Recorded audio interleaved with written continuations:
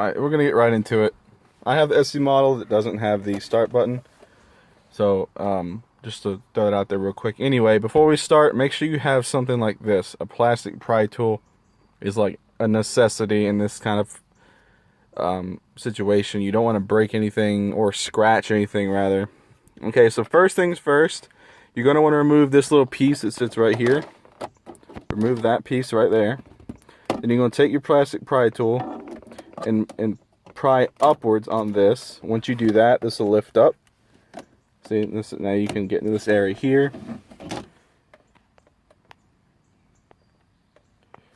Alright, you get in that area.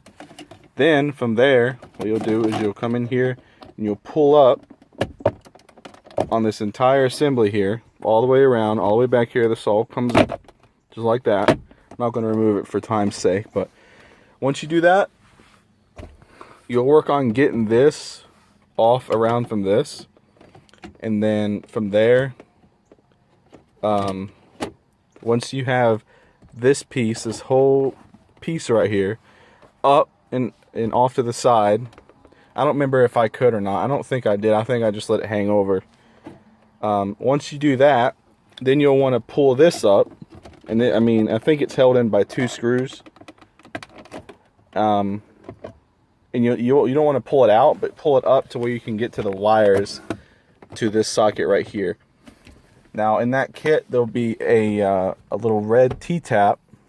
What you want to do is clamp that T-tap onto the red and black wire. There'll be a wire in there that has red on it and black on it. Put the T-tap on that, and then you'll plug in the cable there. From there, what I did is I have my button run down here. So it's right down there. I think that's the most concealed way to do it. You could mock up some way to put it in here, but I think it was too big because there's not really much of an opening here for that.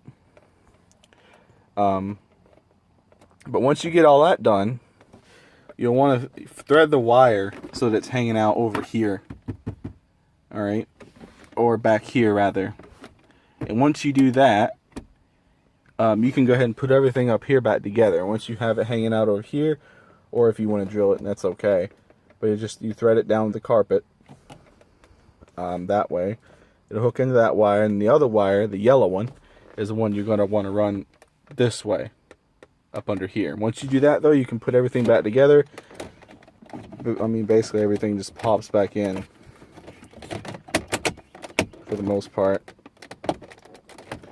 Let me get this done. I'll get back to you in just a second. Alright, now you're to the point where you have, I'm over here on the passenger side now. You're to the point where you have the yellow wire down here. I wish I had turned my flash on. But I know it's kind of dark, but there's a little panel down here. This is where your cabin air filter is, by the way. And so there's 2 screws holding this plate on. 2 little plastic screws. Take that off. Take it out. Then you're going to run that wire. You're going to tuck it underneath this plastic piece. Run it up through here. And there's going to be a hole over here to the right. It's way up in here. I know it gets crowded, but there's a hole up there. In that hole, you're going to, in my opinion, the best way to do it is maybe with like a clothes hanger that's been lengthened. But you want to, best way I think to do it, I had a lot of trouble with this, but you're going to want to run the clothes hanger from the engine bay, which I'll show you in a second, through that hole first. Then once you get that through, tie or tape that wire to it and then pull the wire up through there. I think that was the best way I did it. But it took me forever to get it. But there's a hole up in there, and you'll see it if you have a light, but I currently don't. Let me show you under the hood. Alright, now that we're in the engine bay, right back here is where the ABS module is. This yellow wire is the wire with the kit. That plug that you're going to be unplugging is right here. This comes out that way, and it's a giant plug, so be careful with it. It's really hard to see, but back in there, you just put the hanger down in there until you get to that hole. I know it's difficult, and it's really not easy, and I think it took me like 3 hours to get this installed, just because I spent most of my time screwing around with this. But anyway, there is a on USP Motorsports website, sorry, there is a PDF file with picture instruction of this. But anyway, it'll tell you, I think it's pin 19, I don't recall, double check on that PDF for me, but it'll be, you just plug it in pin 19 on that, plug that back in. I zip tied it to this little plastic piece here, and then that's it. And then from there, to activate it, you just press that little, you hold that button in for a second, release it, activates it. If you want the traction control button to also disable ESR, which is stability control, you have to get that programmed to do that. Otherwise, you're only turning off traction control, not ESR.